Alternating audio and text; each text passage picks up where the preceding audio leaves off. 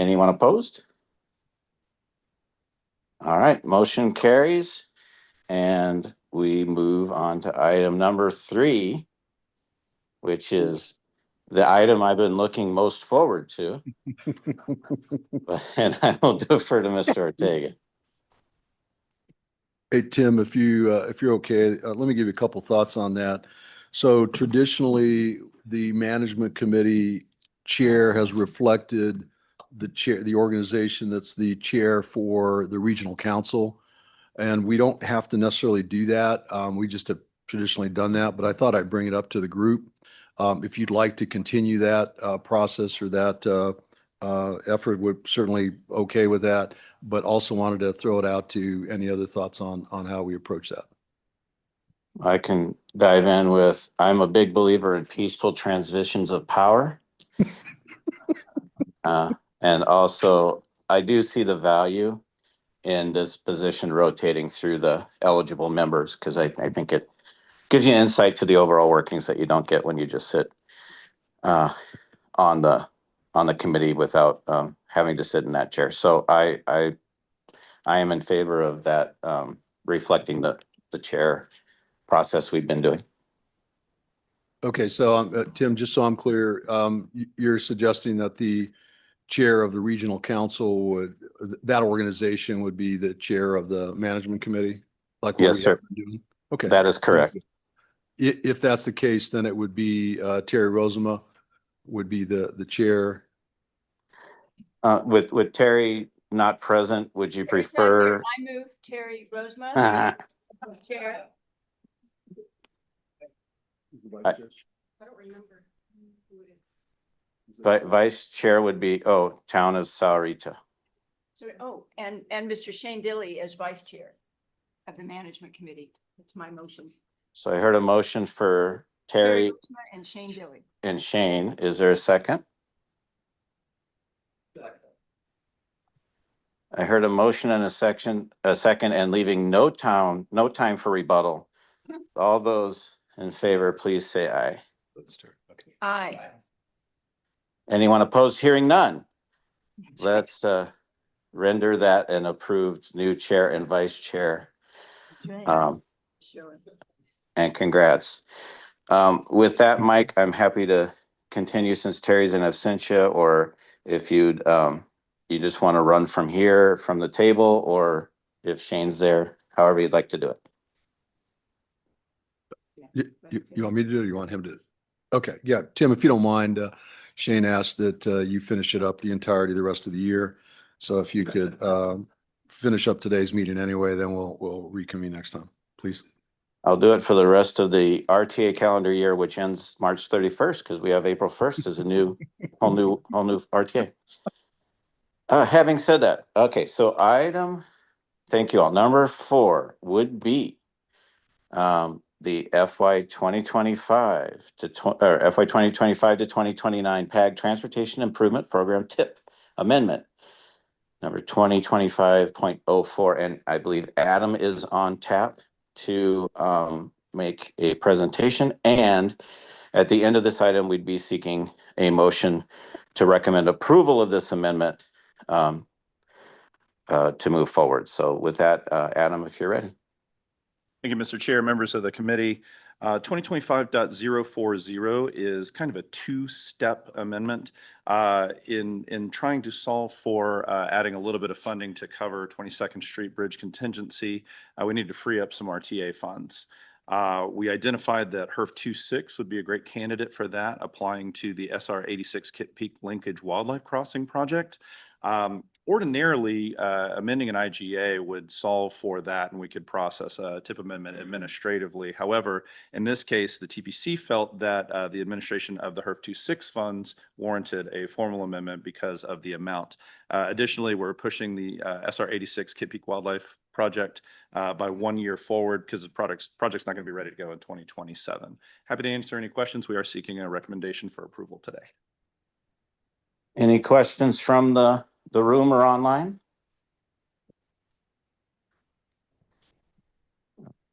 Hearing and seeing none, I'd be entertain a motion to approve or recommend approval. All right. This is Shane. I recommend approval. Second. All right, thank you, Shane and Jan. That's a motion and a second. Any discussion on this item? All right, with that, all those in favor of adoption, please signify by saying aye. Aye. Anyone opposed? Okay, with that, motion carries. Thank you, team. Thank you, Mr. Chair. All right, we go to number 5, regional safety coordination. This is an informational item. Mr. Ortega and Mr. Ellis, I turn the mic over to you. Thank you, Mr. Chair. This is really just an opportunity to follow up the conversation that was had with the regional council in January, where we presented our efforts on the safety across the entire region and coordination. I know the county was part of our presentation as well. And so Rick's just going to give a quick update on what we've been up to and maybe some next steps that we're thinking about at this point. So Rick. Perfect. Thank you. Thank you, Mike. Mr. Chair, members of the committee. As a metropolitan planning organization for our region, PAG has access to a lot of our data sources as well as in-house applications that we've developed and the expertise to help identify locations throughout the region where safety issues can be a significant concern. The same information is also available to all the regional partners and is frequently accessed by them, their consultants, their project teams, or their various staff on that. So this is all information that's readily available throughout the region. In addition, another role that PAG serves is during our regular call for the Highway Safety Improvement Program funding from ADOT, often referred to as HSIP. PAG technical team members work directly with the jurisdictions to identify potential project opportunities and then develop our accompanying proposals for consideration, including the detailed cost estimates as well. In addition, another role we serve is our Road Safety Assessment, or RSA program. Is another service we provide to the region, and our member jurisdictions can then request specialized technical assistance to evaluate built conditions at various locations throughout the region, or if they want to bring forth certain design projects for an evaluation through a design effort. This is done at any requests, in any condition, in any situation. We range all the way up to full-size capital projects if we need to, built conditions on major arterials, or small centralized locations we can do and tailor to fit the conditions and situations. We can also break it in and evaluate design situations where we're looking at the geometry and then evaluate operational aspects later. So we have a wide range of bandwidth we can play with on that. With the passage of RTA next, the plan includes funding for the safety, ADA, and active transportation element, along with other safety-related improvements that we know are going to be integrated throughout all the elements of the overall plan. And as a result, we've seen and we looked at it, we talked internally and feel that we can offer up a role and a service to the organization. We'd like to make this recommendation for your consideration. First is we continue to respond to all requests for safety-related data, information, help with review and analysis. We recommend we keep that practice going forward. This can be as specific as identifying corrective action that could be utilized on a project, or programmatic type of things saying we see several opportunities that we want to incorporate throughout the region or within a jurisdiction. So we'd like to be able to keep that role going. We feel that's effective and we feel that's a benefit to the region. The second part of this recommendation is that on an annual basis, somewhere around the fall timeframe is what we identified. And we picked that because that's when the safety information from the state has been uploaded. It's available in our system, and now we have the latest and greatest. So that usually takes place over the late summer. We feel we would have access to that in the late fall. And at that time, we can kind of develop a state of the region in terms of safety presentation that we would initially share through the practitioner level at our Transportation Systems and Safety Committee, which is a subset of the TPC. And then we would share that at the Transportation Planning Committee or at the TPC level. That would include then any potential discussions about allocation of their potential funds, how do they want to choose to invest that. We could also fold in the other components to support that if there's any kind of outreach, education, special information, or enforcement activity the jurisdiction may be doing that could add to that conversation. So we feel that sets the stage for a much more robust and holistic conversation that can take place, and we do that at on an annual cycle. With that, Mike, I'll turn it back to you for any closing or answer any questions you may have. Thanks, Rick. I think the message to the management Committee is really there's a resource there. And we're hoping that particularly with the RTA Next coming up, that you'll know it's there and take advantage of it, because I think we've got tremendous data and opportunities to really help you address some of those safety issues and concerns that you all might have within your communities. Happy to answer questions, Mr. Chairman. Thank you, Mike. Any questions from the table? I have just one comment if there's no questions. Looking across the table, not seeing any comment. My comment would be the Tucson mayor and council are pretty excited about the opportunity to collaborate on regional safety coordination efforts. It's always been a priority of Tucson to try to have safer modes of egress, ingress, transportation, biking, walking, etc. And knowing that this is a resource available moving forward is of tremendous value to the region and to the city. Thank you, Mr. Chair. Any further comment? All right. Thank you, Rick. And we will move on to item number 6, which is the Pima Association of Governments, PAG, and Regional Transportation Authority, RTA committees, Mr. Ortega and Sheila Storm. Thanks, Mr. Chair. So the conversation here is really one that started at the regional council meeting in January to really think about all of the committees and really look at all the committees we have. We've got several. So what we thought we'd do is just give you an overview. I don't need anything from you specifically. It's really just an opportunity to educate you on what exists. I suspect that over the next several months or several meetings, we'll have discussion about what the chemistry of those committees is, and also if we might want to rethink about how we reconstitute them and utilize them going forward. So with that, I'll turn it over to Sheila to give you a quick overview of some of the committees. Go ahead, Sheila. Good morning, Mr. Chair and members of the committee. At the last PAG Regional Council meeting, they requested that we present you with some information about the PAG RTA committee structure. We have 4 main levels of committees, of course, starting with the PAG Regional Council and RTA Board. And then we have advisory committees such as the Management Committee and the TMC. We also have the Technical Advisory Committee such as the TPC and EPAC. And we have oversight committees such as the RTA CART. Overall, we have 12 committee groups, and they were in the packet, as well as a few working groups and task forces. And the main committees are listed in the PAG RTA committee fact sheets, which are posted online. There was a link in the packet to that, and that identifies who's on the committees as well as the meeting schedules. The committee members include representatives from our member jurisdictions, as well as members from stakeholder groups and members of the public at times. And in your packet is a chart that had a description of the purpose of each of the committees as well, and a schedule was shown there on that chart as well. So that's kind of a high-level overview of the committee structure that we have here at PAG RTA. And with that, if you have any specific questions, the committee staff leads are here from each of those different groups. If you have any questions you want to ask them, and I'm going to turn it back to Mike to see if you have any more information that you would like to add. Thank you, Sheila. I think the goal here is to educate you on the committees, but also think about the way that we do business, and particularly how we go through the process of approvals. And so one of the things you're going to hear when we get into the TMC is we're going to work really hard at reducing the bureaucracy that's necessary to get projects out the door. And sometimes we get in our own way with some of the committee structures.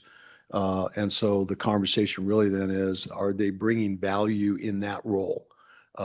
Because I think that that's part of the discussion that we need to have very openly is how do we ensure we're getting feedback and we're getting that comment as a part of the effort and part of the process, but not where it holds us up. And sometimes I think we might be holding ourselves up with some of that. So that's really the goal here. As we get further in, we start dissecting each of the committees, we'll bring them back and we'll have a more robust conversation around that. So that's all, Mr. Chair. We're happy to answer any questions at this point. Any questions from the table or online for the chair or for the executive director? I do have a question. Go ahead. More of an observation / comment. I noticed the Management Advisory Committee, when you look at the purpose, it says that makes recommendations to the PAG Executive Director on information. I'm wondering if it makes sense for us to talk about the advisory role being making recommendations to the board directly and not to PAG staff or RTA staff. I see value in that. I see that it streamlines processes, and I think it potentially helps to curb political or potential bureaucratic steps that could get in the way. So it's just a potential there, but I thought that might be worthy of some conversation. Mr. Chairman. Yes, please. Thank you. Shane, thank you for noticing that. If you remember, the original TMC and CART committee structures reported to the executive director. And as a part of our admin code revisions, we changed that so they're advisory to the board directly, no filtering.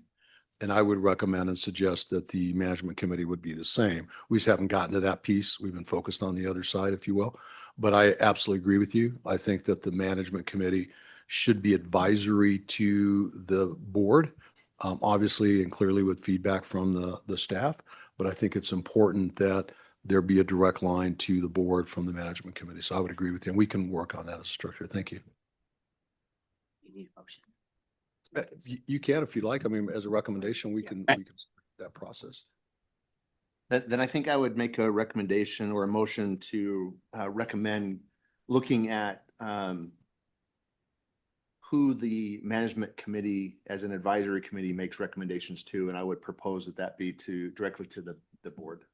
Mr. Chairman, before you ask for a second, since this is an informational item, I'll take that as thoughts and comments from the committee, and then we'll bring that back down the road if you're okay with that. That's fine. That's I should check that.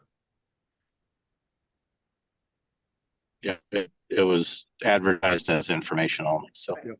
But in that realm of information, I completely agree with that direction or that recommendation. So, any further input or thoughts for this item?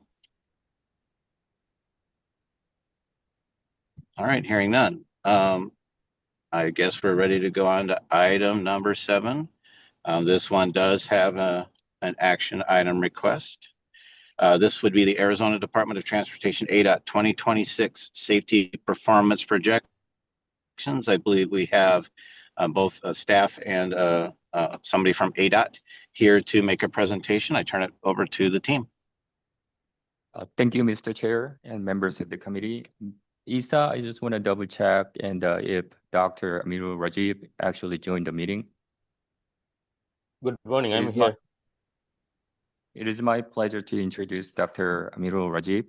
Dr. Amirul Rajib is a safety program manager at ADOT, where he leads the State Highway Safety Improvement Program, HSIP, Strategy Highway Safety Plan, SHSP, and the Arizona Safety Circuit Rider Program.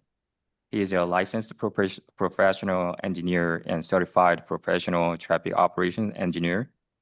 Dr. Rajib earned his PhD from ASU with a focus on sustainable infrastructure. He is here today to provide an update on state strategic safety performance projections and targets, and to recommend adopting the state safety target for the PAG region. Floor is yours, Dr. Rajib. Thank you so much. Good morning, everyone. This is my presentation about the 2026 Arizona Safety Performance Projection settings. My name is Amirul Rajib. I am the ADOT Safety Program Manager with the Multimodal Planning Division, Traffic Safety Sections. With that, next slide, please.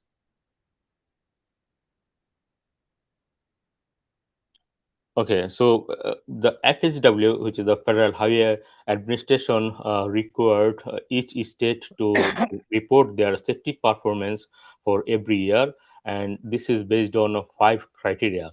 The first one is the number of fatalities, and then number of serious injuries, fatality rate, which is counted as per 100 million vehicle miles traveled, serious injury rate, which is also the same as per 100 million vehicle miles traveled, and lastly the number of non-motorized fatalities and serious injuries, which is the vulnerable road users fatalities and serious injuries. So these are the five criteria or 5 key points we have to report. What will be the estimated numbers for each category for the year 2026? Next one, please. So before dive into the 2026 projections, I want to give you an overview of the 2024 crash data. So based on the 2024 crash data, it's looked like the number of fatalities decreased by 6% compared to 2023. In year 2023, it was 1308. In 2024, it reduced to 1229. The serious injury crash also decreased by 5.39% in 2024 compared to 2023. And non-motorized fatalities, which is the vulnerable road users, also decreased by 2.96% from 2023 to 2024. However, the non-motorized serious injury is increased by 6% from 2023 to 2024, and the statewide vehicle mile travel decreased by 6.87% from 2023 to 2024. So this vehicle mile travel data is collected from ADOT accident and travel reports. So these are some overview, like the actual situation of 2024 crash data, and we will move on to set the targets for the 2026 data. So move on, please. The next one. So here is the methodology, like how ADOT came up with the target value. So it says that annual targets were set based on a reduction of 20% by 2030. So this was the target developed by, it supports the Arizona's governor's office and 2024 ADOT SHSP goal. SHSP is the Strategic Highway Safety Plan. So the baseline for this 20% reduction was year 2023. And by 2030, we should see a reduction of 20% of crash data.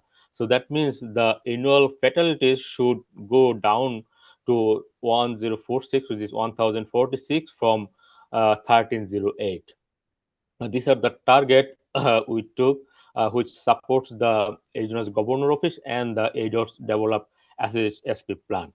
With that, the next target is that annual serious injury should reduce to 3028 by year 2030 from 3786, which was in year 2023. And annual non-motorized fatalities and serious injuries, a reduction we should see, it should reach to 702 by 2030 from 878 in 2023. So these are the target in our mind, and based on this criteria, we develop the number of crashes we should target in year 2026. So the next bullet, it says reported targets are 5-year averages. So this report means report to FHWA. So FHW recommends we should report not the individual year crash data, it should be the 5-year rolling averages crash data. So reported targets are 5-year averages calculated based on projected annual values of year 2024, 2025, and 2026, and prior values of 2022 to 2023. So right now, we in this target, we use the projected value for year 2024, 2025, and 2026 because the baseline is 2023.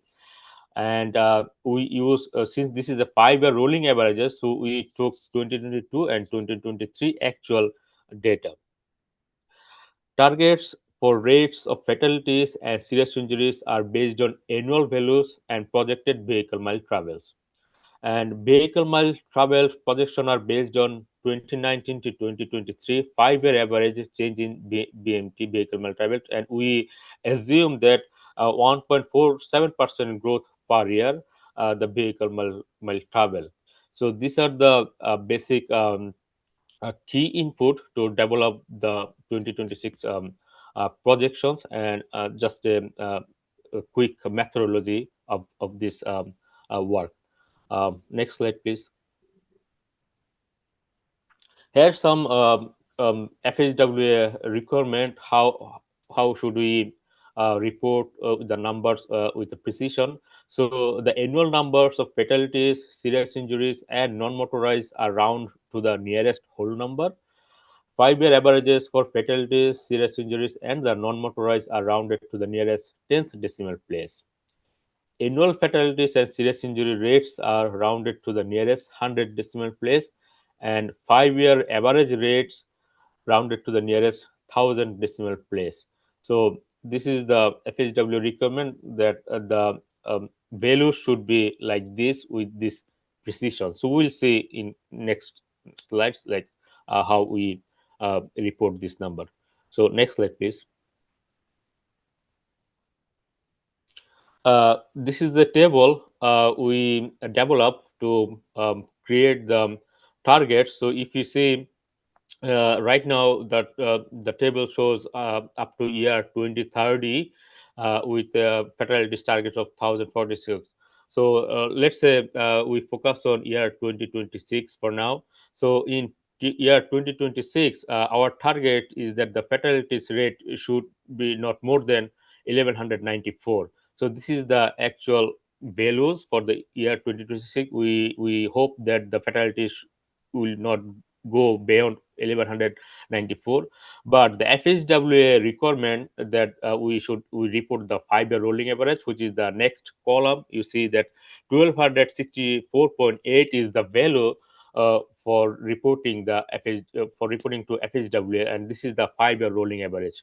With that value, if we move on to the right, somewhere the middle, the fatality rate is 1.52 for the year 2026, and the reporting value is the 5-year rolling average, which is 1.645. So these are the values we come up with all the inputs, and these are the target value we should report to the FHWA. And we have some others values to report. I will move to the next slide so you can see that. Next slide, please. So here is the historical data from year 2010 to up to 2026. The line diagram you see is the 5-year rolling averages, fatalities, and the bar chart is the actual values of that particular year. So if you see in year 2026, the actual target, we said that the fatality should not be more than 1194. However, the trend shows the 5-year rolling averages 1264.8.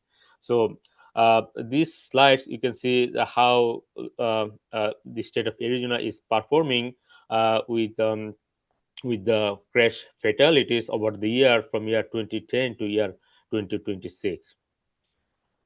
Next slide, please. This is the fatality rate. Similarly to the previous slide, the line chart is the rolling averages values, and the bar chart is the actual target value of that year. So in year 2026, as I mentioned, the target is 1.52 rate, but the 5-year rolling averages is 1.645. This is for the fatality rate. So the next slide will be the serious injury. So next slide, please. So this is the target for the serious injuries.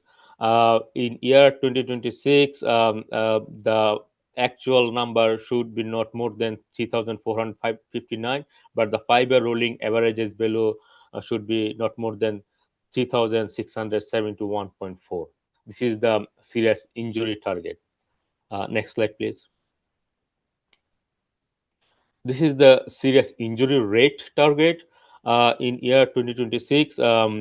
the target is 4.39, and the 5-year rolling averages target is 4.756. Next slide, please. This is the non-motorized fatalities and serious injury rates. In year 2026, that we targeted 803 fatalities and serious injuries. So this is the combined value of fatalities and serious injuries, not separated fatalities and serious injury. This is like a combined value of both fatal and serious injury case for the year 2026. Is targeted not more than 803, and the 5-year rolling averages is not more than 862.8. So these are the 5 criteria, a number we should report to the FHWA. So next slide, please. These are the summary table, like what I already discussed. These are the summary table that the very right column is our projections, like this number. These are the numbers we should report to the FHWA, and our target that the fatalities should, the 5-year rolling average should not be more than these values. So um, you can see the numbers I already discussed, so I will not read the number again, but let's move on to the next slide. Next slide, please. So here is some instruction for the MPO. So MPOs that choose to set separate projections, they can do that, but they must report the vehicle multi-tribal estimate used and the methodology to develop estimate, and should maximize use of a highway performance monitoring system data when preparing their estimate. So that projections, MPO's projections are reported to ADOT and made available to FHWA upon request.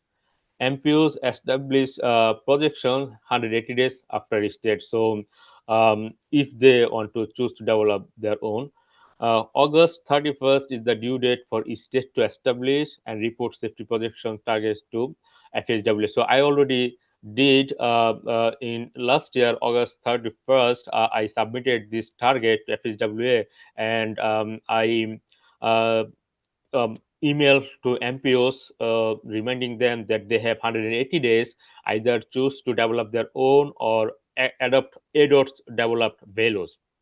So ADOT recommends that MPO projections, ADOT recommends that adopting state safety performance projections. So, but if MPOs wants to develop their own, that's okay.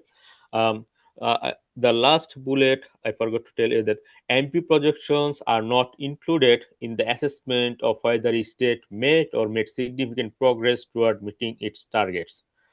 Okay, we will see what this means, the significant progress toward meeting its targets. Next slide, please. So in this slide, here is the actual results, like what happens, the targets we developed for the year 2024. Is this actually we achieved the target, or we did not meet the target? So if you see for the year 2024, the second column is the baseline data for the year 2024, which is like last 5 years data, which is 2018 to 2022 is the baseline performance, and the actual projections for 2022 2024 projection was the number of fatalities we developed is 1286, and the third column, or maybe the fourth column, you see the preliminary performance. So our performance was 1229. That means that the number of fatalities was actually less than the projected value. That's what our target. Our target was not more than 1286, and we achieved the target, and it was less than 1286. It was only 1229. So it means we made the target, and that's why I put yes in a green background. We made the target for the number of fatalities criteria for the year 2024 projections. Similarly, for the fatality rates, we also made the target. The target was 1.745, and our performance was 1.670. So that means we kept the rate below the projected value, 1.745. we also met this target.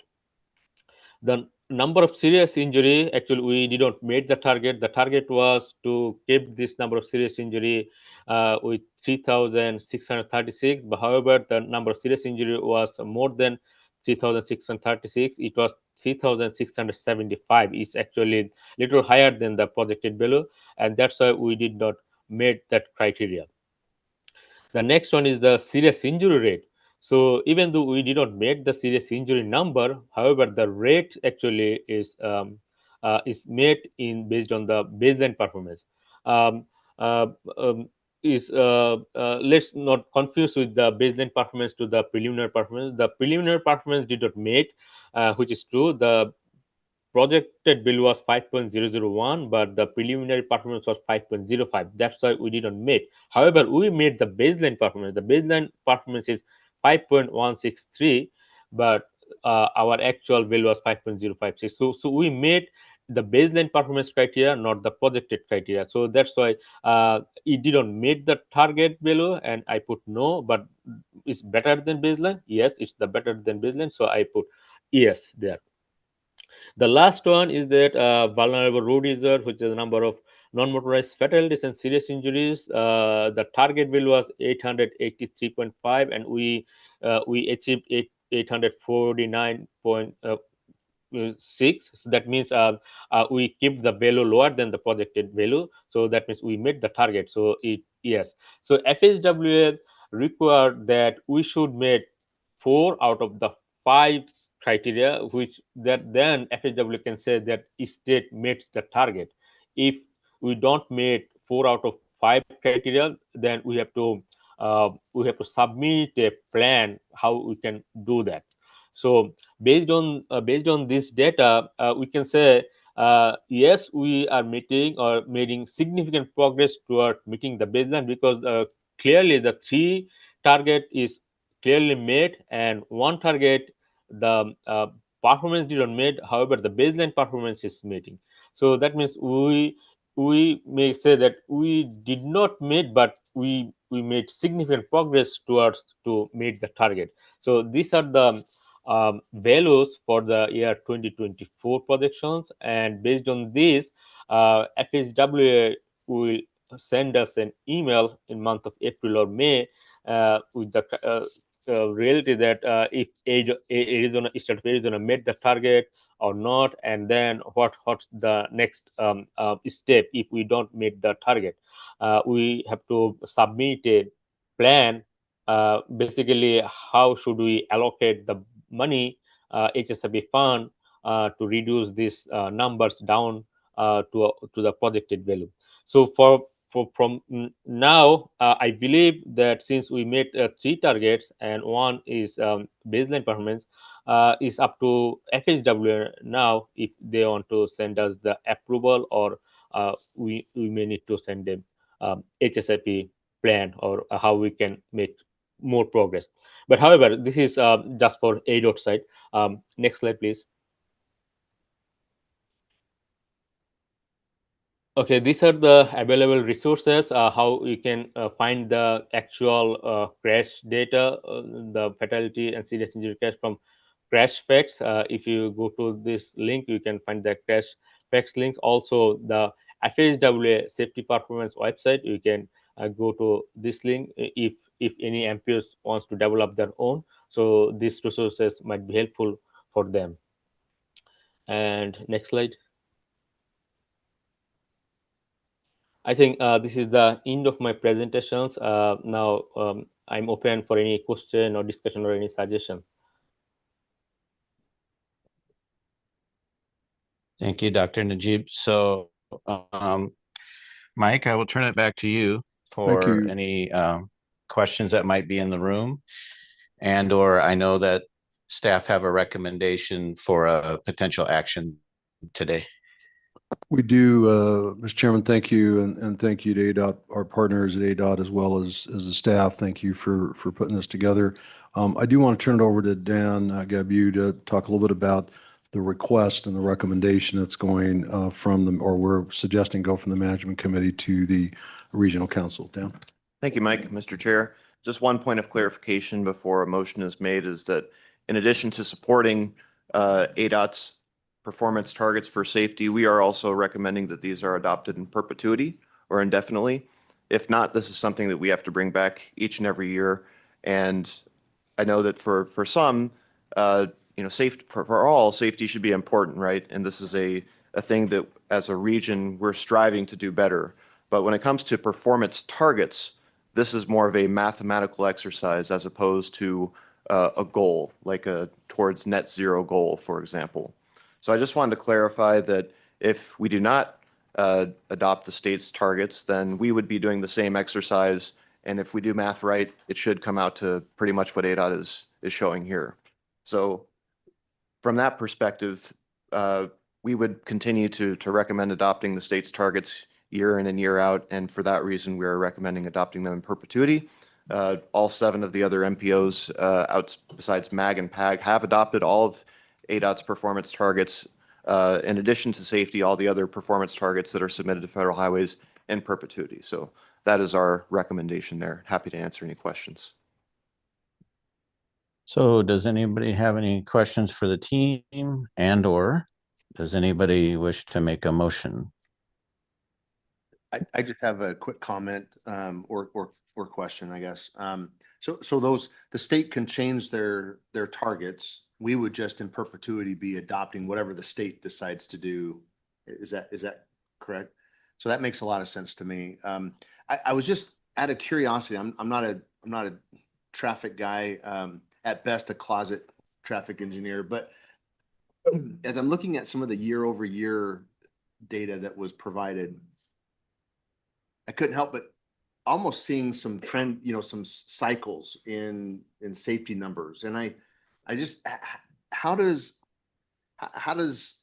a region like this really address those types of, I mean, how do we better our numbers? I'd imagine the data that's being collected are, the traffic interchanges, the freeways themselves. But why would 1 year go down and then 5 years and then all of a sudden it pops back up again? Is there something that really affects this? Are there almost seasons or traffic behaviors that change over time? I'm just curious more than anything else. What really goes into making a dent in this, improving our numbers? Pandemic help. So, Mr. Chairman, what I'd like to do is I'll ask Dr. Rashid if he's interested in answering that. My gut would be that there are a lot of factors. There's different factors. I think you look for a longer term trend as opposed to an anomaly, because like Jan just mentioned, it could be the pandemic, could be a variety of things. But I don't know if somebody else wants to take a stab at that. That's a good question. I just don't know the answer right offhand. Just rolling the die and we put the roads in and we just hope for the best? Or? No, I don't think it's quite that way. No, I think what I'm referring to, I think what I'm referring to is why it happens in an anomaly. And I can't answer that. What I think, and part of the conversation that you heard earlier from Rick, is really using all of this data and coordinating around the entirety of the region, so that we are targeting some of the areas that need to be addressed. So, for example, I know that the University of Arizona did a study on hawks, and we know that installing a hawk reduces crashes, pedestrian crashes at that location by 50%. We have that data, so we know that. So what I'm suggesting is we take all of that and we help you as you start doling out, if you will, or establishing projects in that safety category in RTA Next, so that they are targeted, and we know that we can help with that with the data. So that's the utilization of that data. I can't speak to why it happens a certain way. I mean, this data just overall, or is it on our state routes? Okay. Yeah. It's just state routes. But each of those categories, it seemed like it had it looked, I mean, I always look for patterns. It kind of looked like there was a pattern every 5 or 6 years. I mean, it would start to dip and then it'd go back up again. And, and we're not through 2026 yet, so I don't know exactly how that's going to pan out, but Yeah, I thought it was interesting and I didn't know what was causing it.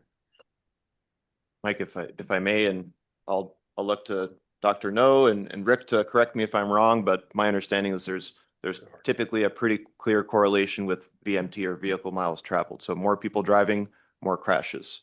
Is that fairly accurate to say, Dr. No? Yeah, there are multiple other factors, and the VMT is one of the first thing we have to consider. And during COVID-19, and we reduced the VMT, but as you see, and there are more crashes because of the roadway actually at the time supported as a freeway, something like that. And also there's some other factors you can consider: fentanyl and the use and opioid crisis. There is some other factors, and so all combined together, it should be kind of just reviewed and carefully and all factors. Thank you.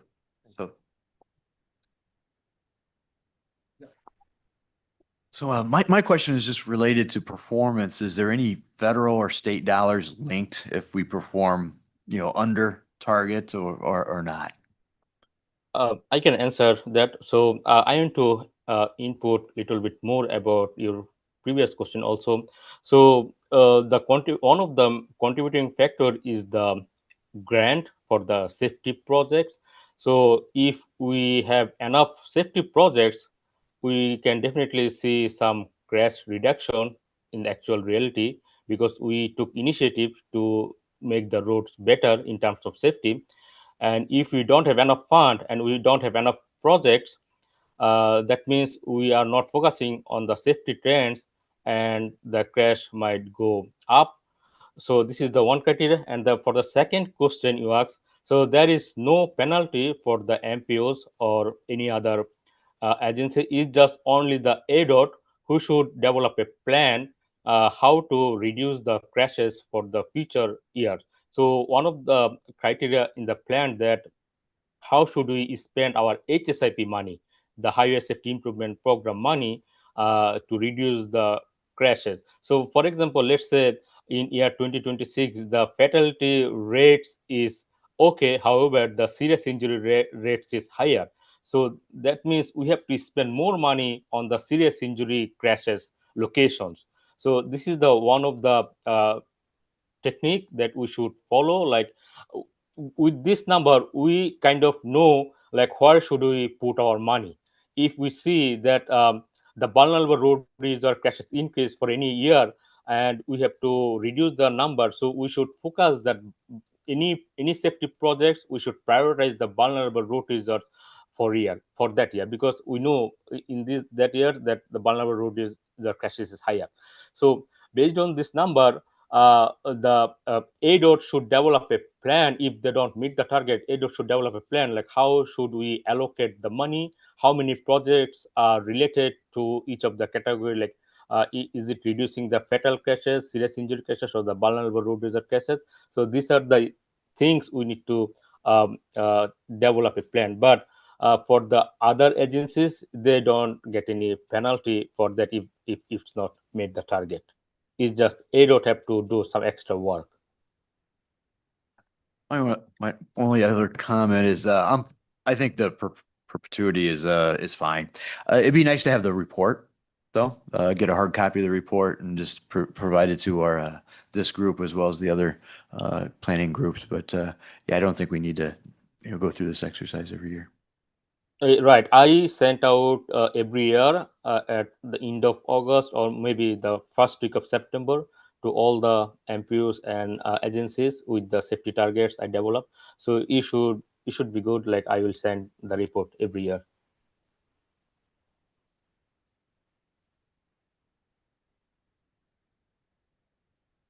All right. Any further questions or comments from the group? I'll just make a motion that we recommend adoption of the ADOT safety performance projections in perpetuity. I heard a motion. Is there a second? Second. All right. And just to clarify, that motion includes flying cars and safety around flying cars. These are the jokes, people. With the flux capacitor. With the flux capacitor. All right. Any further discussion? If not, all those in favor of the motion, please signify by saying aye. Aye. And is anybody opposed? All right, from my ears, Mike, it sounded like that motion carried. And is there anything else you need from that item before we go to adjournment? No, sir. I think we're good. Thank you. All right, thank you, team. And this will be the adjournment of the PAG Management Committee portion of your day. And I turn it back to the room. Thanks, Jim. Okay, thank you very much. And I will call to order the March 18th meeting of the Technical Management Committee. You have received the meeting summary from January 14th. Do I have a motion to approve? So moved. Been moved. Is there a second? Thank you very much. Moved and seconded. Any discussion? Seeing none, all those in favor, please signify by saying aye. Aye. Opposed? Nay. Thank you. Item 3, well, the tone of today could have been very different, I think, but as we move forward. So first, huge thanks to the RTA board that summarily rejected our recommendation that we skip the March election, and to all of their amazing work. And then I will just say to the Technical Management Committee, probably like all of you over the last few weeks, I would hear periodically, we can do better. There's a different kind of plan for this. And for the people in this room who spent some 3 years or more whittling through billions of dollars of programs to come up with what we felt was a regional plan, not just dividing money up to give percentages to jurisdictions, but what's the best for the region. So your work through this was extraordinary, and I think why we were able to have such success. And of course, to Michael and the entire RTA staff, amazing work. And I know I was with some folks yesterday commenting that I think whenever 2 or more people gathered, somebody from RTA was there to speak about the plan. A lot of work went into it. The countdown clock haunted us for quite a while, but congratulations, amazing effort. So with that, Michael, if you'd like to walk us through any of the results and next steps. So the countdown clock, we are working on that. We're actually contemplating countdown to Christmas now, but we'll make that decision down the road. So thank you, Madam Chair, and I would echo it was a very strong team effort. I think the reality is that about 9 months ago, when we all gathered towards the end of June and really put our heads together, and I think it was really a function of everybody working together and developing ideas and thoughts and really coming together on that really pulled it out of the fire, if you will. So very pleased to announce that obviously both the plan and the funding source passed. I will tell you that we are feverishly working on organizing ourselves for how we're going to deliver. And the delivery will be the goal. And we want to exceed expectations. And I think that when you look at the plan, there's language that talks about starting projects within the periods, within the 4 periods. One of the things that I've suggested to the team is our goal, my goal, is that we complete the projects and complete the program within the 20 years. And I think it's doable, which means that we are not starting projects in the 19th year and 6 months. We are completing projects, and we've got strategies for doing that. We are looking at it, having to give some folks oxygen because it makes them nervous, but we've got a ton of work to do. So let me give you a little thumbnail sketch of what that's going to look like. So first and foremost, yep. Forgive me. Let me just, I want to express appreciation for that approach. I think it's so important that we recognize what this region did in terms of instilling confidence and trust that we can do this, and their expectation is that we deliver. So I completely appreciate staff's approach to say, hey, we can do better and we will do better. And it's incumbent on all of us to be a part of that solution. So thanks for that. Thank you, Shane. I appreciate that. And you all will have a role. And so let's kind of talk through that for a minute. So one of the things that we're looking at is what do we do in terms of just getting things moving? So I've had some conversations with Tim and his staff, and I will tell you what I've told them. We will not be the holdup.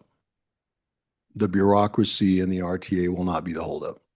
And so what we want to do is provide you the environment to get your projects out the door and get them moving. And so when we ask you for project lists, we ask you for what you'd like to do or what you need to do, be ready because we're probably going to say yes. And that means you're going to have to perform. That means you will have to be the ones to be out there and making things happen. Now, I will tell you that's not an easy task because we have to be careful. Obviously, we've got IGAs. We do have some necessary bureaucracy that we have to go through, right? But that will not be the holdup. And I think we've demonstrated that. We've given notice to proceed to some of our partners without having IGAs, committing to reimbursing them, but also putting pressure on both them and us to say, hey, we've got to get those IGAs in place and we've got to get moving. But I can tell you that if we're wildly successful, then we're going to be having a conversation probably in the 8th or 9th year about bonding because we're going to have a cash flow challenge. It's a great problem to have. It doesn't scare me one bit. I think that's exactly where we need to be. But the reality is that means that we have so much work out there and we have got a system in place whereby we can deliver that it's going to be an easy sell to say, let's go out and bond for the remainder of the program. And so, again, we're already looking at some of the outer, we'll call it the outer period projects, how we can accelerate them, how we can bring them in. Now, keep in mind, that doesn't mean that all of it's going to get done in the first year. It obviously physically can't. But my opinion is our capacity as a region, and you remember that I went out to ATB and I asked them, do you have capacity to do this? They assured me they did. I went out to ACEC and I said, do you have capacity to do this? They assured me they did. And so now it's going to be the proof, right? Because we've done our part. I think that we have been able to do all the things that we needed to do to make this work. And now it's going to be up to everybody else to do their job as well. And so those conversations are going to be difficult in some instances because when you commit to doing a project, and you're going to see that here in a minute, the project's going to be listed up here every quarter, and there'll be a report card on how you're doing on that project. And so if there are challenges that you're facing, we're all going to know it. And we're all going to work towards addressing those challenges so that we can make sure that those projects get delivered. And we're not going to be the ones that are going to tell you that. You're going to be telling us, quite frankly, because ultimately, we know that there's going to be challenges out there, but how powerful will it be if the board is supporting a regional or a letter from the region to Pickett, right, to one of the challenges that might be out there, and I won't go in there and name them all, but we know they're out there, right? So that's the magnitude. So you have already submitted lists. Your folks have submitted lists to Rick within the safety category, the safety element. We've already got those. We're starting to work through that. We understand and know what those roadway element pieces are. So we're already working on those. We're working with our partners at ADOT. Thank you, Jeremy, and your team for working with us on the RAC. I think we've got a great strategy for how we're going to address we'll call it the state system improvements, the interchanges and other investments. So I guess what I'm suggesting to you is, I've told the staff, let's celebrate because there was a lot of work and a lot of energy and effort that went into the election. Get a little bit of rest because you're going to need it because we're going to be working really hard to get these things implemented and get them going. So, Madam Chair, to that end, if you're okay, I'd like to move to the quarterly analysis, which is the next item. This is the This is really, in my opinion, the crux. This item is really the crux of the accountability when it comes to the RTA going forward. This discussion is one that I think is not only important for us to hold ourselves accountable, but it's important to show the transparency and how we're going to get things accomplished and get them done. So just to refresh your memory, we've committed to quarterly analyses, quarterly reports. Those reports are going to come to you. This is your first report. Now, I will also tell you it's an evolution, right? We've taken a stab at what that reporting looks like. But to refresh your memory, you're going to see it first. So you will have this. The CART, the Citizens Oversight Group, will see it next, and their meeting is this afternoon at noon. And then you'll both have an opportunity to make a recommendation to the regional, to the RTA board with any thoughts or comments that you all might have on that. The TMC and the CART will have a standing report item at the RTA board. Doesn't mean that you have to show up all the time or have a comment all the time, but that will be part of the conversation. So again, extremely important. And we're not necessarily married to this exact format or this exact type of report, but as we go through this, if you've got ideas or you think there might be a better way to show things, we're all ears. So with that, I'll turn it over to who's going to take the lead, at least a stab. So we'll turn it over to Rick to start this process. And by the way, this quarterly analysis is specific to RTA 1, but it sets the stage for RTA next. That's why I kind of wanted to put them together. Go ahead, Rick. Fantastic. Okay, a couple opening comments. Mike, thank you. Thank you all members of the committee. The one thing to add into this is that the purpose of our quarterly analysis is to provide you with an update on project and program activities that are underway. So you'll see and hear about that. An overview of all the financial aspects, analysis of the project, program delivery performance, and the associated recommendations, highlighting what Mike was talking about if we're running into challenges, issues, items we want to bring to your attention, as well as any advance notice on any potential issues or items that we want to make you aware of. There may not be an action at that time, but we don't want you to be surprised by it at a later date and time on that. We will be presenting a variety of highlights covering all the financial as well as project and program activities and able to answer any questions at the end. We've asked our jurisdictional partners as well as our entire team to be part of this presentation, so you'll have the benefit of everybody's expertise and knowledge on this. So moving in, make sure this is working. Rick, if you can take a quick break. I just wanted to mention Terry Rosema has been on. He was on earlier. He just wasn't able to speak, but he is on and he is joining us here. So Terry, I just want to make sure that we acknowledge you, Terry. Thank you for being here and for the management committee as well. Terry, are you able to hear us okay? Hope so. Okay. Starting off, one of the continued focus on accountability. Can you guys hear me or no? There you go. Okay, thanks. So as we focus on this and make sure that that's at the highlight and the emphasis of what we're moving forward with, we plan to use several measures to enhance this. We're going to be incorporating these quarterly analysis and reporting efforts to the TMC, the CART, and the board. As Mike talked about, that's going to be a regular practice. These meetings are open to the public with the materials posted online and available for any kind of preview as folks desire or need to see. We also have our annual report that's published at the end of each year. We have our regular audits with a financial audit that's performed on an annual basis, and then the performance audit, which is done every 5 years. And these documents and reports are also available online on our website.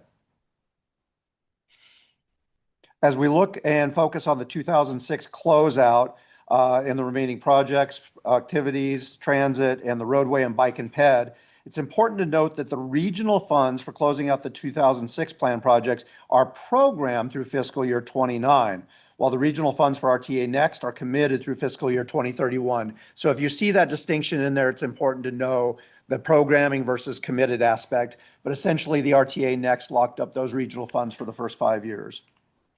With the passage of RTA Next, the 7 deferred projects that were identified, plus the categorical item devoted to the completion of bike and ped projects will be part of our RTA Next updates going forward. So we'll fold those into those. You'll see more about that or hear more about that in future meetings and reports as we go forward. At this point in time, I'd like to hand it off to James Tao. He's our RTA budget manager, to provide an overview of all the financial aspects. James, the floor is yours. All right, thank you, Rick, Mr. Chair. In 2006, the RTA plan projected excise tax collections of $2.1 billion over 20 years, but this projection was based on constant or 2006 dollars. There was also a nominal forecast that projected actual annual collections adjusted for inflation. This forecast projected $2.7 billion over the plan's duration. Once we wrap up the current fiscal year, our actual excise tax collections over the life of the RTA will be about $1.7 billion, or about $1 billion less than that nominal forecast in 2006. The fiscal 2026 budget projected excise tax collections of $131 million. Through January, we were trending about 3.5% below forecast, with revenues thus far of about $74 million. For FY 2026, the board approved RTA budget totaled $73,643,000. Of that, $19.3 million went to roadway, while almost $38 million was budgeted for environmental and economic vitality and transit operations. The remaining $16.5 million was allocated to debt service and administrative costs. A budget surplus of nearly $54 million is anticipated at the conclusion of the fiscal year. Previous budgets provided about $222 million of committed encumbered dollars, anticipated to carry forward to fiscal year 2026, awaiting project activities. With an FY 26 budget of under $74 million, expenditures through the second quarter of the fiscal year were just under $30 million, outpacing the budget, meaning that we could see some of the encumbered fund balance expended during the fiscal year, which is a positive sign as it relates to project activities. Next slide, please. The 10 remaining RTA 1 roadway projects will be funded with a total excise tax fund balance of over $400 million, which includes the $220 million or so of encumbered fund balance. These projects are programmed to be fully budgeted and in construction within the next 5 years.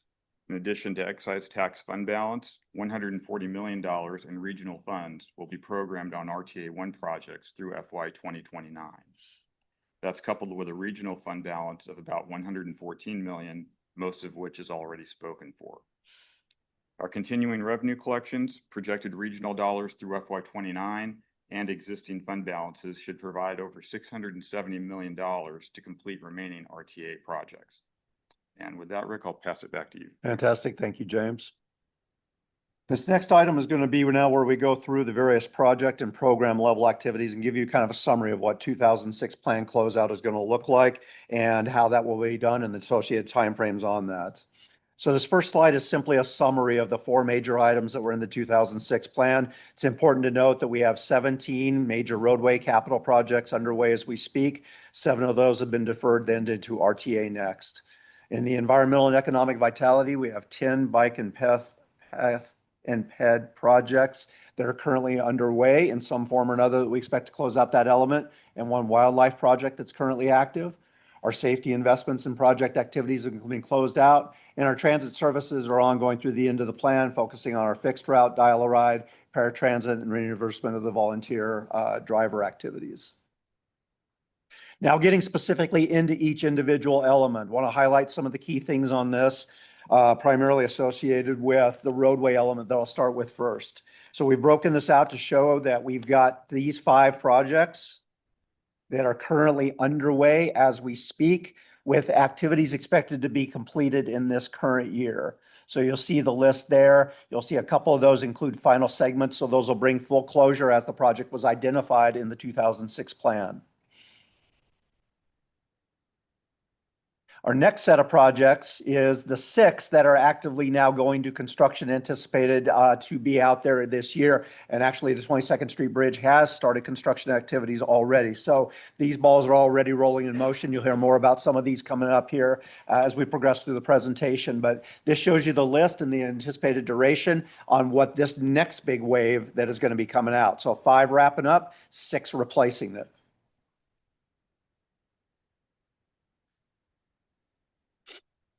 On top of all that, we have procurement, design, and right-of-way projects actively underway on these three efforts as well. So these three have all been moved forward into various states, either initiating right-of-way activities associated with Barraza or the Harrison Road with its procurement ongoing with getting its design and construction team assembled, or 22nd Street, which is completing its design and then progressing through right-of-way and into the utility relocation. So all of those are actively underway as well.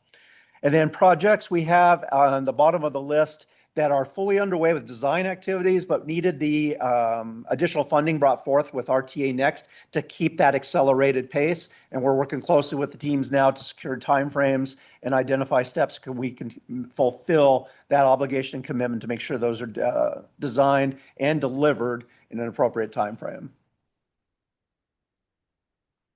Lastly, this is the list of the 5 scope change projects that were moved into RTA Next and then have been approved at this revised configuration. And we're going to be getting in there with the project delivery teams, working with the jurisdictions to identify timeframes, lay out aggressive means and methods on that, and how we can utilize some of the best practices that we've seen on other projects, incorporate them in here, and hit that delivery stride that Mike was talking about at the beginning. Transitioning now into our environmental and economic vitality projects. So these are the projects, same theme. This is what's actively underway as we speak, and we expect to be completed this year. You see the list here with a combination of bike improvements and multi-use pathways. This is the next round that we have coming up where these projects will go to construction throughout the summer and fall of this year. There are 7 of these. You'll notice that a lot of these have a fall timeframe associated with them. We've incorporated some additional funding through our RTAG or through our carbon reduction program, basically federal funds. So there's the authorization obligation period that happens later in the spring, and then we'll kick over with the summer advertisements. And that's why you see that, is we've complemented the funding on that with several of those funding sources from the federal government. Our last project on there is the SR 86 Wildlife Crossing. That's out on the Tohono O'odham Nations, out by the Kit Peak area. And we've been working closely with them to move that project forward. And right now we've got targeted construction in fiscal year 2028. This time I'd like to move it into the transit element. Would like to introduce Thomas Robertson, our public transportation management analyst, to provide an update on this particular element. Thomas, the floor is yours. Absolutely. Thank you, Rick, and thank you, Chair and Council. I'm Thomas Robertson here with the transit side of things here at the RTA. I'm here to spread the good word about our public transportation services we offer to the people of Pima County. So in over the last 20 fiscal years, we have spent $527 million supporting and operating transit services within Pima County. That's going to include our SunTran, SunVan, SunExpress, and SunLink services operated by the city and SunTran themselves, and Sun Shuttle services being our motor bus, dial-a-ride, and paratransit services operated by the RTA. Go to the next slide kindly, Rick. So in news, in the last 2 fiscal years, we have changed our scheduling software for our paratransit services, and we have moved to a new operator of all Sun Shuttle services. We began our partnership with MTM in October of last year, and it's been a wonderful partnership moving forward. In the last 20 years, using RTA funding, we have helped fund 41.6 million trips with our public transportation services. That's 41.6 million times citizens of Pima County have gotten to work, to doctor's appointments, to the movies, to where they need to be to live their lives. Next slide, kindly. And we try to do that on time. In the last few months of our fiscal year, we have been increasing our OTP performance of both our motor bus as well as our paratransit services and dial-a-ride services. What I can say is that over the next 20 years, with the passage of RTA Next, we are both committed and privileged to getting the people of Pima County where they need to be on time. And I'll give it back to you, Rick. Thank you so much. Thanks, Thomas. Our next aspect, and as we move forward to focus on the individual project aspects and performance, one of the key things we wanted to share with you and bring to your attention is a tool we've developed that we're going to be using moving forward. And it's a matrix of our projects, and we've identified key performance indicators that will really be tracked throughout the life of the projects, focusing on timelines, durations, as well as a financial component. So we'll have that viewpoint as a whole project is unfolding and how we put it together. Gave you a copy of what that matrix would look like, so you'll be able to see these projects filled out. We haven't done that yet. We're working with the jurisdictions on the active projects right now and collecting that information as we speak. And then with RTA next projects coming online, this will be something we'll be incorporating. We're actually in the process of establishing an online database so that we'll have a much more effective tool for tracking, monitoring, reporting on that, and being able to share that with you. The key aspects on this is the coloring scheme indicates the health of the project or the necessary emphasis.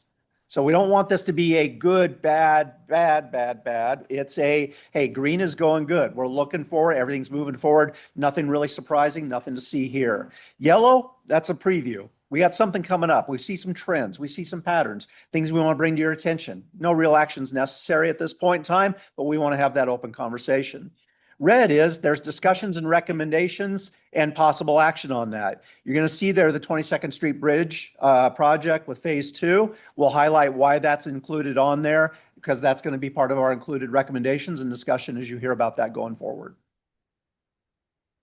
So at this point in time now, I would like to focus on the highlighted projects, and we're joined by our partners, Fausto Burrell, Public Works Director from Town of Marana, and Jim DeGrood, Deputy Director from the City of Tucson's Department of Transportation and Mobility. We'll highlight some of the key activities on this. I'll conclude with the wildlife linkage project effort, and then we'll summarize our recommendations. So Fausto, it's all yours to hit upon Tangerine Road. Thank you, Rick. TMC Chair, committee members.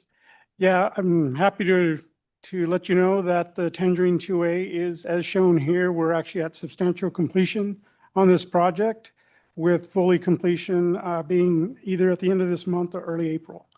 The one asterisk, as shown, is the widening across UPR.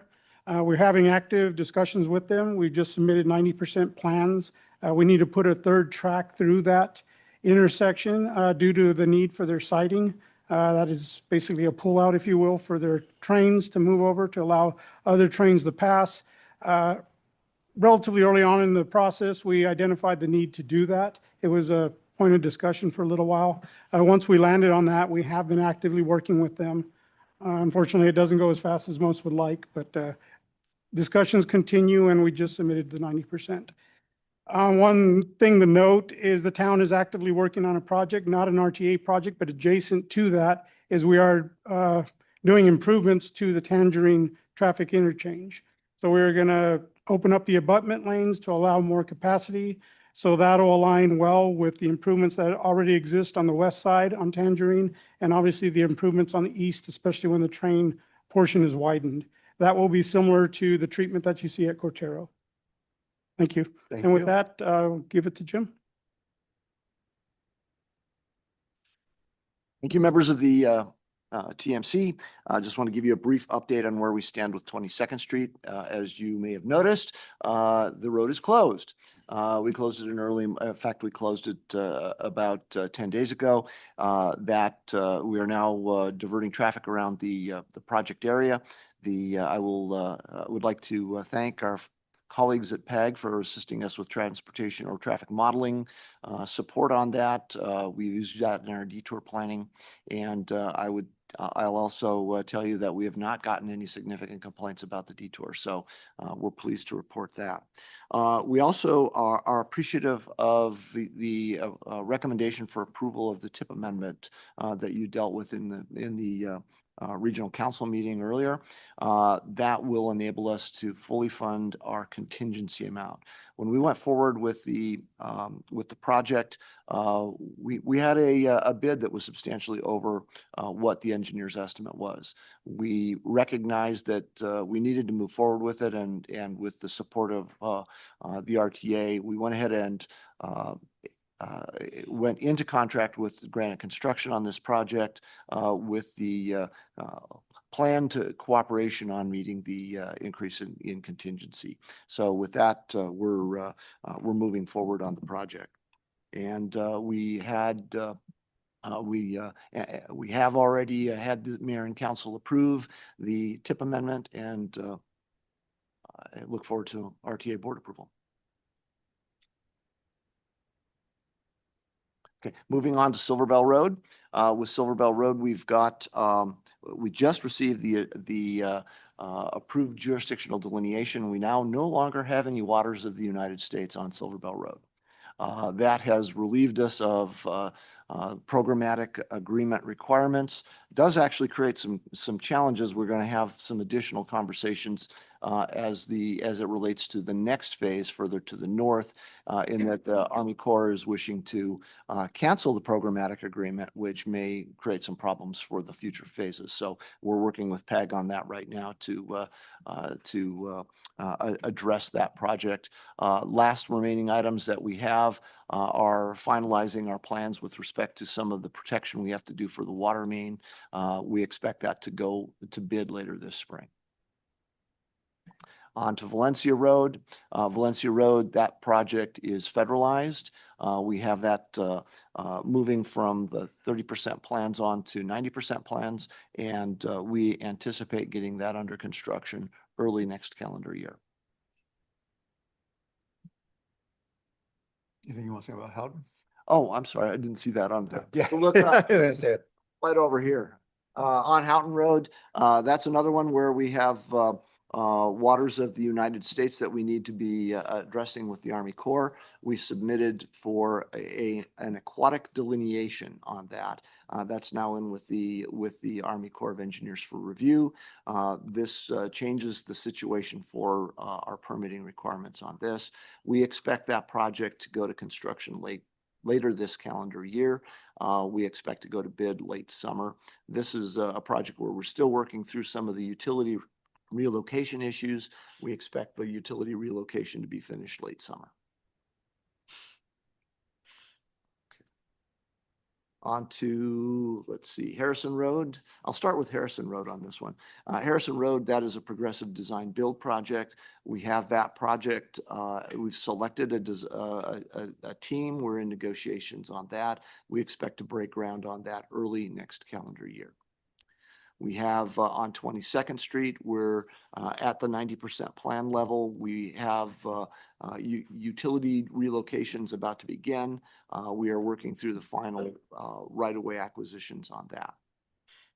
And on to Valencia. Oh, Say Valencia. Just already got Valencia. Okay. Hey, Jim, before you go on, I go back to that slide, Rick. I wanted to point out to the group here. So the Harrison Road, Jim kind of glossed over, but I wanted to just let you know, one of the things that we're going to be exploring with you is alternative delivery methods. And Jim mentioned the Harrison Road Bridge, a progressive design bid, or design build, excuse me. And I think it's important to know, kind of keep that on your radar. We're going to be pushing you all to be thinking differently in terms of those delivery models. We've traditionally not used those. I think we've gotten some resistance, but we're going to be pushing pretty hard to try to get you all to use those alternative delivery where appropriate. So I just wanted to point that out. Thank you, Jim. Thanks, Rick. Okay, moving on to Grant Road. Before we move on to Grant Road 5 and 6, I would like to put in a plug for Grant Road, and I'll go ahead with that.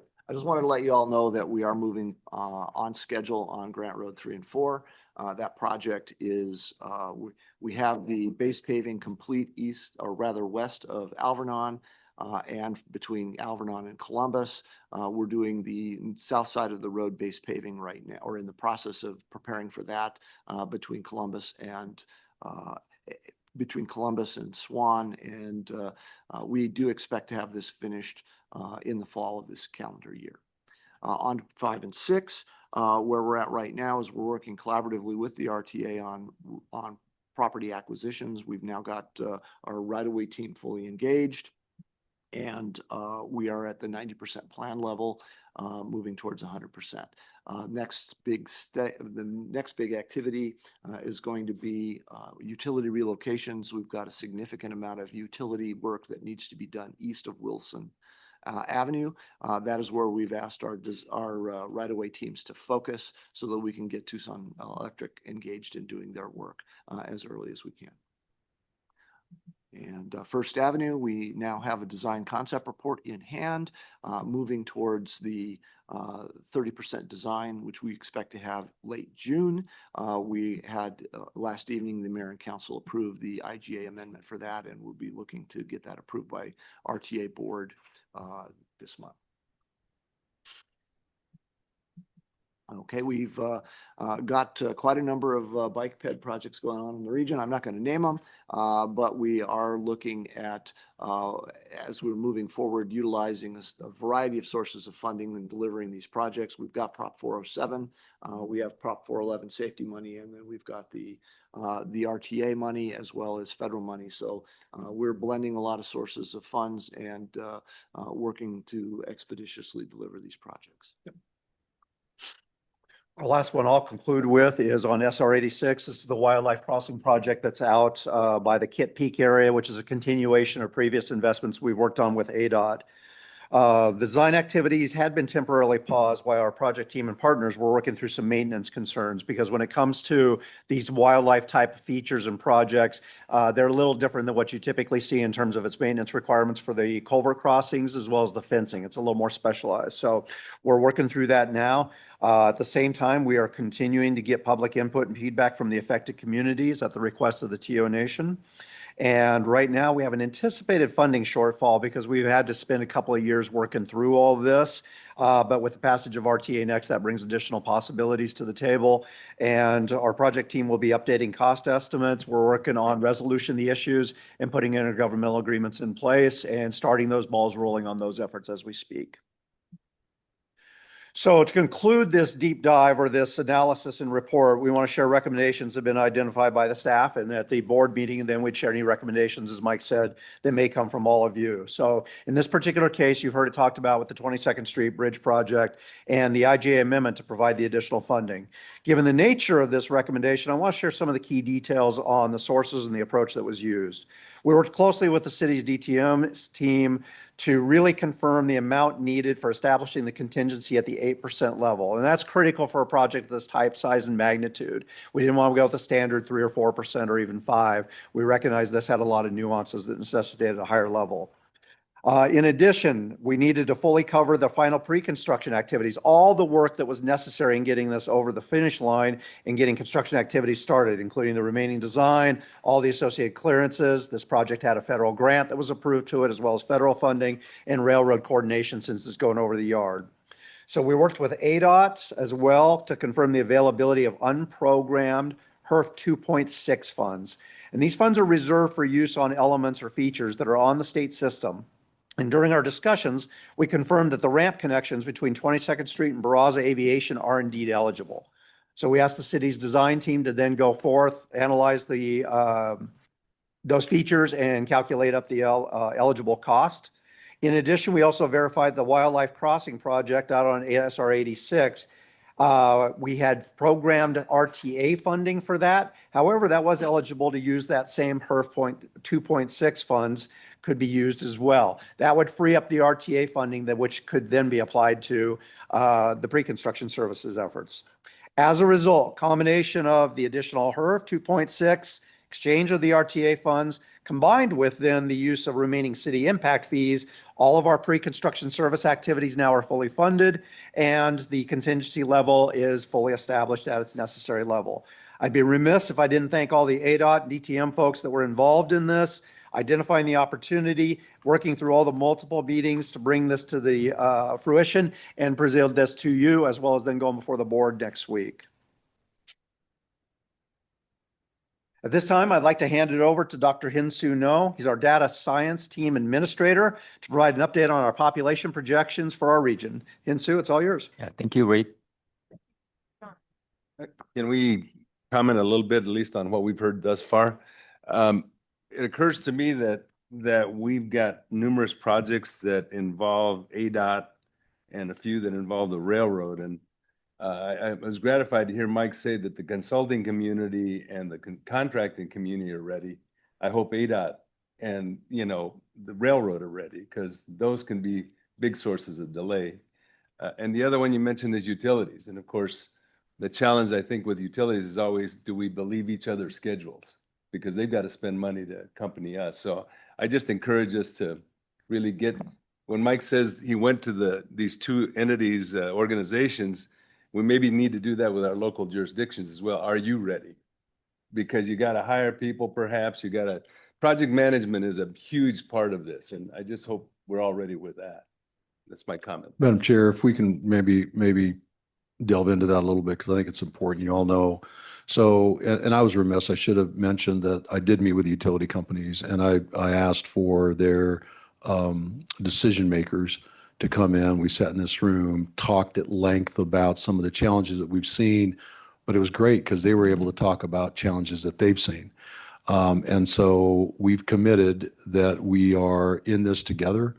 And even if they have prior rights, we are going to be able to count on them. It was kind of the summary of that. I've also met with the city and the county at a very high level public utility conversation. So we're having discussions there. So on the utility front, that we had a similar conversation, and I think we're going to make some great progress there. I'm gonna give a shout out to Jeremy and his team. We started out with a conversation around the RAC funding and how that was going to work. And you remember we shifted a lot of the dollars from the TPT, from the RTA tax to the regional money, and not the PAG regional money, but the ADOT regional money. And so we've been working very closely with Jeremy and his team, not only to, we'll say, develop the cash flow for that, but also what we need to do to partner to make sure that they have and we can facilitate their efforts to get those projects out the door. Can't comment on the railroad. So we did have a conversation with a consulting firm that has some interest, some in with the railroad. They've given us some tips and some ideas. Now with the passage of RTA next, we're going to engage with them a little more and have more discussion around that. What we found is that just like there's always two sides, right? And so I think we have to make sure that when we say this is our schedule and we're moving down the path, that in fact that's the schedule, and then we don't have any challenges on the other end. So I think that we're going to remain optimistic about our partnership with the railroad. As far as the jurisdictions go, I know that Rick's been having conversations with folks. That's why I suggested it's going to be them asking what for projects, and then us basically facilitating that, which when they're asking, they better know that we're probably going to say yes, which means they better have the capacity to make those projects happen and get out the door. One additional comment, Mike, you also mentioned alternative delivery methods, and I would just encourage you all to explore Pima County's experience with design build on Sunrise. I thought that went quite well, so I think it can be made to work. Thank you. Thank you, Mike. Thank you, Chair and members of committee. I will provide a brief update on population projections. Our population projections rely on two primary data sources. The first one is the University of Arizona Eller College of Management Economic and Business Research Center, here shown as Eller Business and Research Center, or shortened in EBRC. EBRC updates its economic outlook quarterly and annually, producing demographic and socioeconomic trends and forecasts, including population and employment projections. And I'd like to remind you that the revenue forecast for RTA Next use the EBRC projections.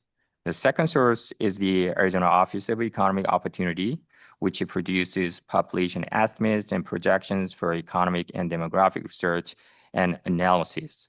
AOU's estimates and the projections are required to be used by state agencies for any development of population estimates and projections. AOU develops annual July 1st population estimates and produces population projections in the second, fifth, and eighth year of each decade. Now, with this background, please look at the chart. And first, you will see the population projections from 2022 AOUO and 2023 EBRC series. These two projections track closely with one another. Next slide. However, EBRC produced a new forecast using 2025 as the base year. Here shown as a 2025 EBRC MED medium series shown in orange, which was used for the RTA Next revenue forecast, as mentioned earlier. This update reduced the projected population from 1.23 million to 1.21 million by 2046. Moving on, next slide. In 2025, AOEO also released a new long-term projection through 2060, as shown in here, green, solid green. AOEO estimates a population of 1.15 million by 2046, which is roughly 56,000 lower than the 2025 EBRC medium series. 2025 AOEO projections incorporate the most recent demographic trends, including lower birth rates, higher death rates, and the migration patterns increasingly influenced by a growing share of individuals aged 65 and older. And moving on, next slide. When comparing the 2025 AOEO projections with the EBRC series, you will see that for the first decade, AOEO projections fall between the EBRC medium and EBRC low series.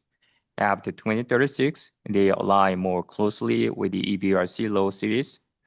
It is important to note that AOEO and the EBRC use independent models to produce their population projections. County-level population forecasts are one of many inputs of a revenue forecast, and the uncertainty associated with these variables increases significantly over longer time horizons.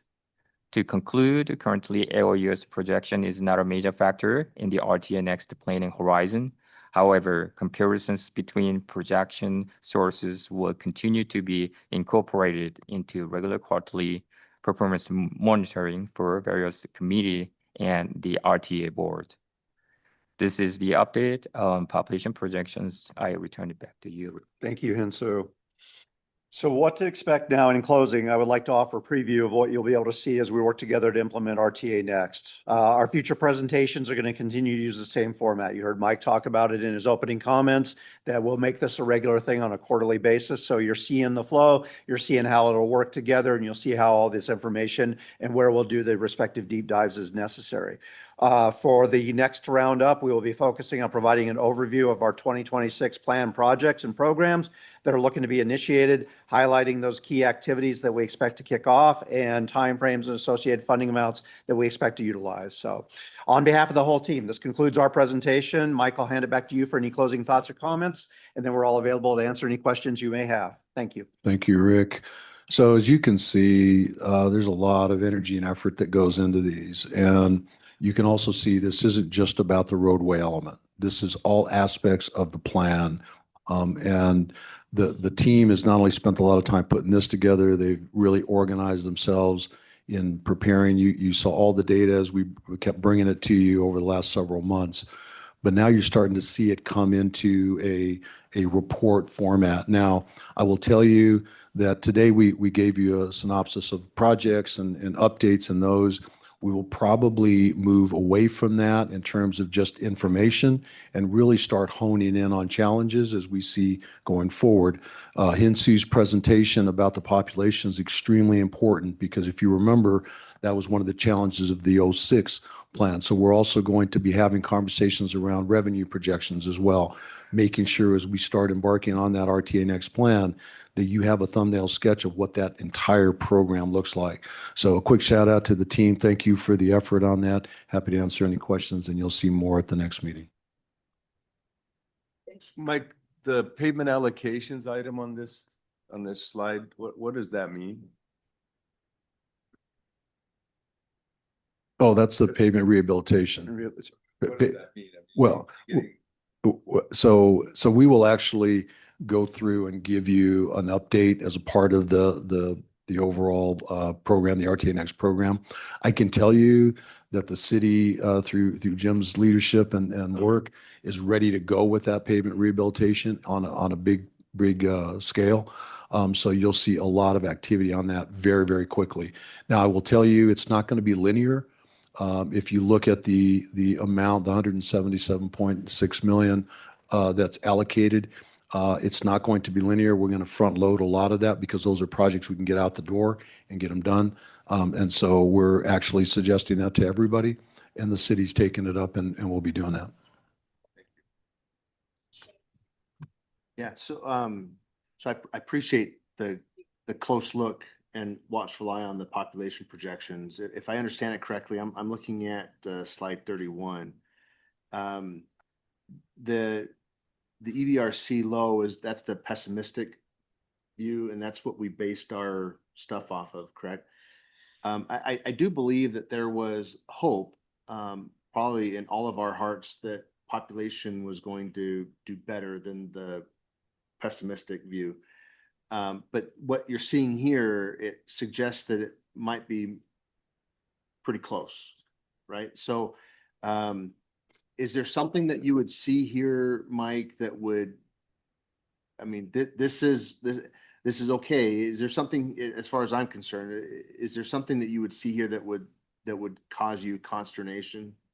I mean, what are you really looking for when you're, and what would trigger, hey, we need to really sit and re-talk about our vision forward?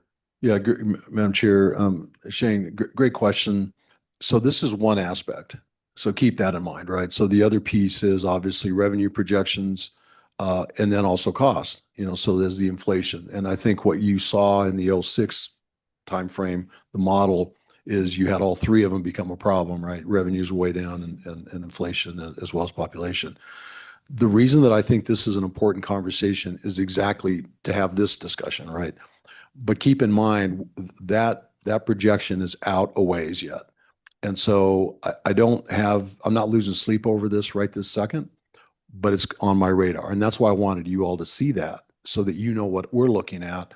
And if we need to, we can still have a conversation and say the 8th, 9th, or 10th year and say, we're not going to meet the projections that we had. And so let's have a conversation around that. But we will know more as time goes on, obviously.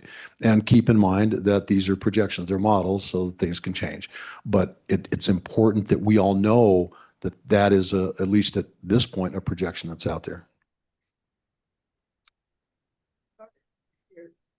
We were never right 1 year. It looked like from 2006 on. So I was just good. Yeah, thank you. I was just, we do have, I mean, lessons learned from the past and applied forward is we're going to be doing these 5-year recalibration type efforts. And I know that you're going to be checking it a lot more than that. So I really feel a lot better about what lies ahead than what we've done in the past. And I think that gives us all great comfort.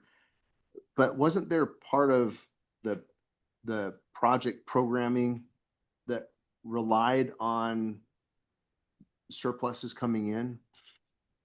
And if surpluses don't come in, I mean, so you know where I'm getting, right? Absolutely. Okay. So yeah, I know you've got to run. So Tim, if you're still on, no, I think he's gone. Somebody will have to share this. I guess that's me. Okay, that's Shane. Okay.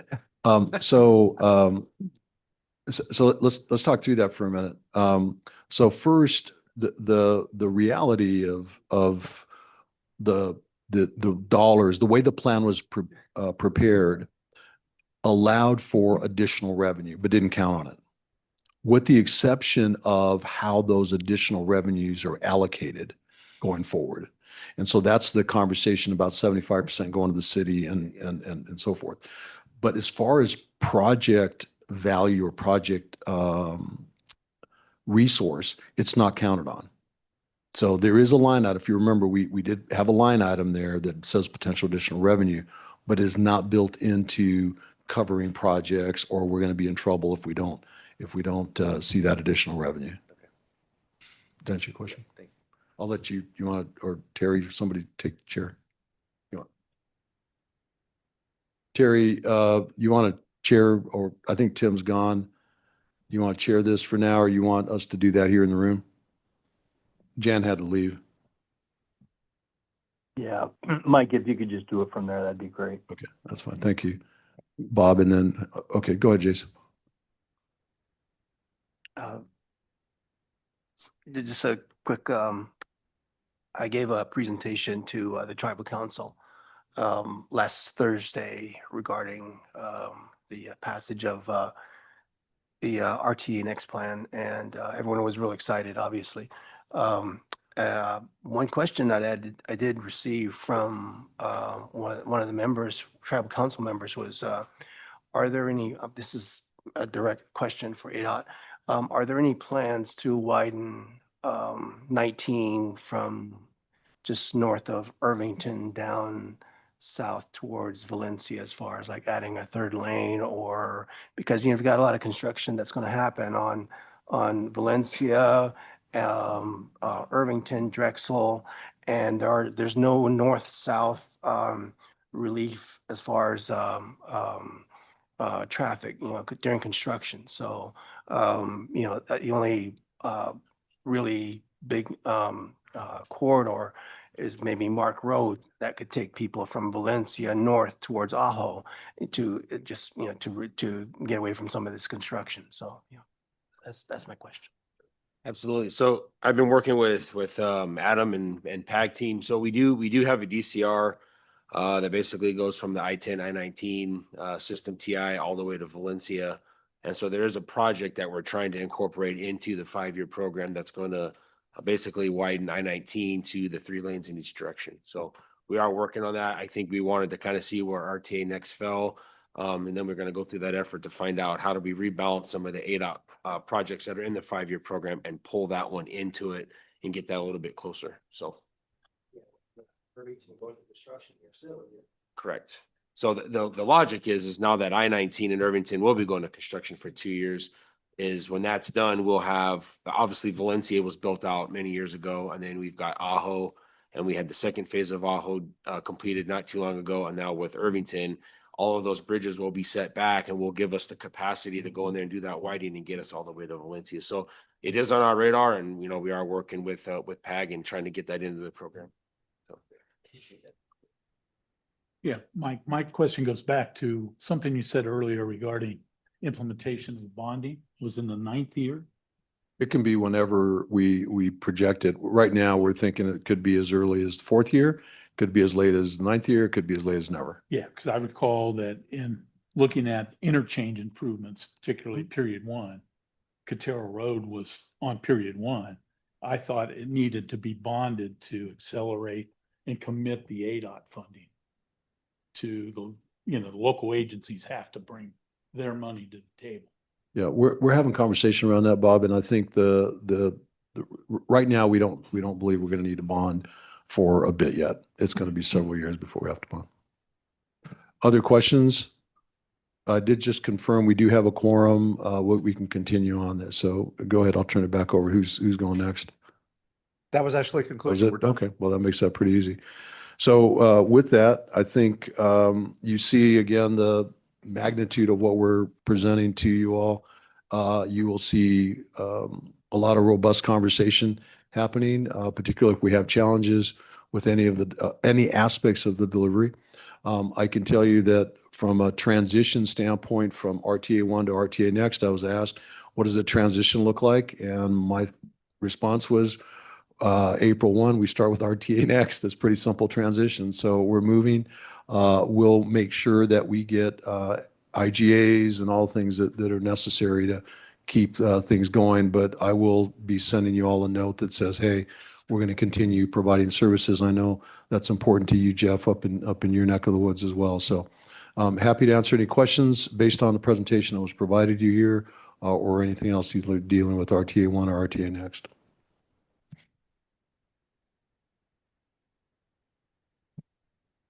Hearing none, we can move to future agenda items. Does anyone have any future agenda items that you'd like to see brought before the group? Hearing none, we would stand adjourned. Thank you for your time. Thanks for being here. We appreciate it. We'll see you all. I think the next meeting is scheduled for May 13th. May 13th.